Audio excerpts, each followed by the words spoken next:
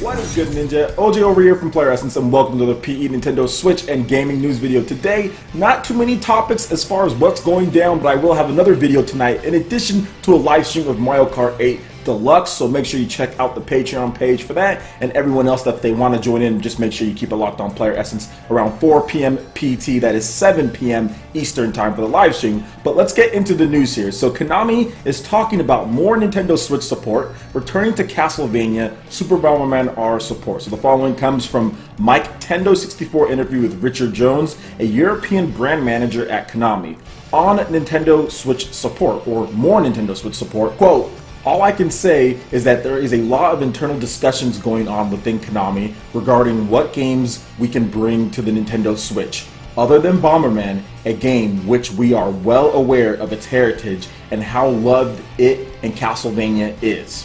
So much so that Castlevania is getting its own show on Netflix, and because of that, we're hearing a lot of desires from our fans for a new Castlevania series. So we do know there is demand for a new game, but right now nothing is set in stone as the discussions are still ongoing.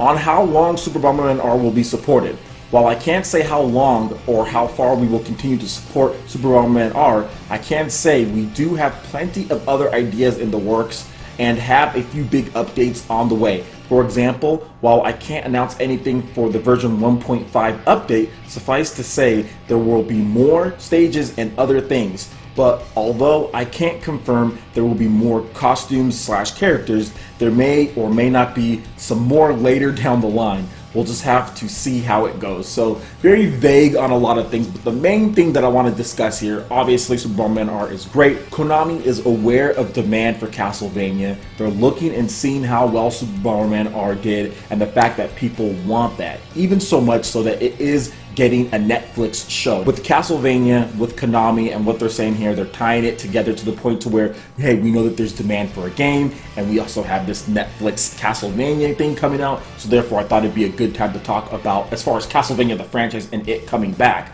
could we see something at E3?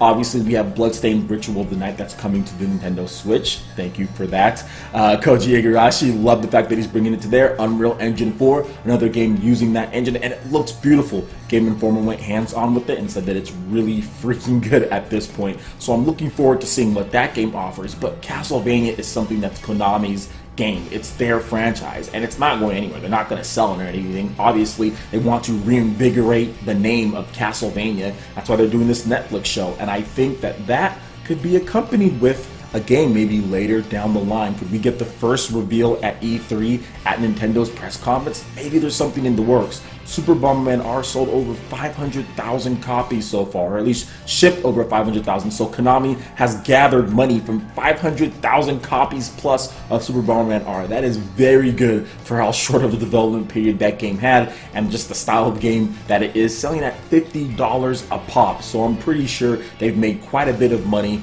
off of that game, and they're looking to bring other games that they know that they can bring small budget on a smaller scale, and Castlevania is that perfect game. It doesn't need super high-end Uncharted 4 or even up to the level of a Mario Kart 8 Deluxe or Super Smash Bros. Level of graphics. All it needs is solid, good graphics, 2D gameplay, and I think it would be great. It would just be fine. People would go out there and pick it up, just like they picked up Super Bomberman R, which looks like a really nice GameCube game or something like that, or looks like a really nice, you know, indie title for the most part. So really, they don't need to do much with it. It just needs to have fantastic level design, great boss battles, good leveling, a lot of nice weapons to pick from and what to do, nice variety, the classic Metroidvania style of gameplay, and you're going to get yourself another 500,000 copies plus, guarantee it. I think it would actually sell better than Super Bomberman R if they were able to do that. So I'm looking forward to seeing what they have to offer. The talks are ongoing. They're thinking about it. They know that there's demand, and I think that we could see something maybe at the end of the year, maybe at Tokyo Game Show, maybe early next year. But I do think that Konami will bring back Castlevania just because of the show, because they're acknowledging it, and because of how well Super Bomberman R did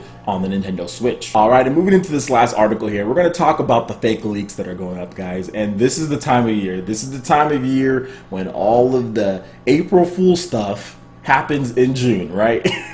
When all this stuff is April Fools, but it's happening in June. We get all these fake foolish lists, all of these tricks that people are trying to play, all of this stuff people are trying to clickbait for. We're seeing with the Super Smash Brothers screenshots that came up. Yeah, it was another YouTuber or someone trying to clickbait. Now we're having these fake internal use only Nintendo Spotlight at E3 lists, and these stupid, poorly organized I just have to laugh when I look at these poorly organized lists of games, of stuff that like we already know, so it tries to make it seem believable. Oh, there's a list with Super Mario Odyssey, Mario Cross Rabbids Kingdom Battle, Xenoblade Chronicles 2, Splatoon 2, Shin Megami Tensei 5, Pikmin 4, Fire Emblem, Broken Alliance.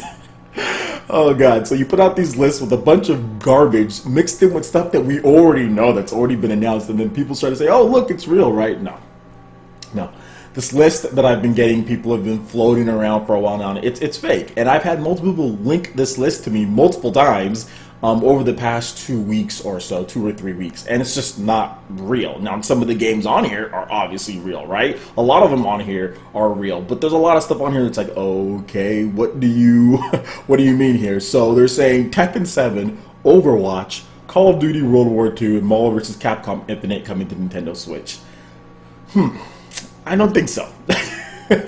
I don't think so at all. And they added Treehouse Unplayable just to try to mix in that stuff. Now look, some of this stuff could come. I do feel that Call of Duty World at War, that's going to come. That's been rumored for a while now. I heard that a while ago. Talked about that on the Spawncast originally. But a lot of these games, yeah, man. They're just weird. They're just weird and they're fake. And a lot of this stuff's not happening, or it's just a fake list just based on them guessing and mixing in stuff that's already announced in order to try to make it seem believable. But guys, please don't take this list as a real list for internal use only from Nintendo. That's ridiculous. Look at the emblem. Look at everything on here. I mean, it's just whatever. But I wanted to bring this to your attention because I've had people link this to me multiple times, and at this point I think I'm kind of done talking about stuff like this. I don't want to entertain too many of these leaks anyway. But to kind of go into a little bit, I do think that Nintendo's E3 is going to be quite amazing. They're going to have a lot of these titles that are on this list, and they're going to be very good. Obviously, Super Mario Odyssey is the big game for E3 2017 from Nintendo's standpoint. We have tournaments going down, 3 major tournaments from Splatoon 2, ARMS, and Pokken Tournament DX all going down E3, so that's also awesome. And it would be cool if we did get the first glimpse of Shin Megami Tensei 5 for the Nintendo Switch. All we really got was just that real teaser trailer. Didn't really show much in terms of gameplay, so that would be cool. There's no Project Octopath on this list either, and I would think that Square Enix would have Project Octopath, at least something down for that one, so I'd like to see that at E3.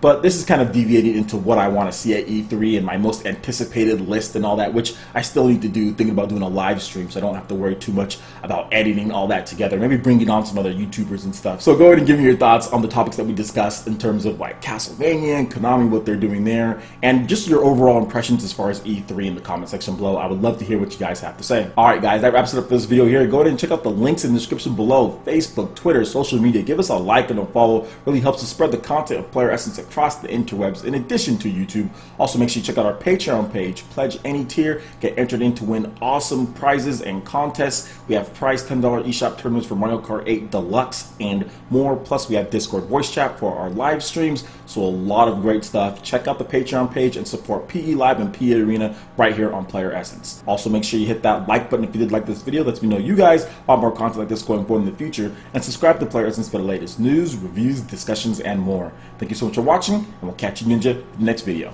Peace.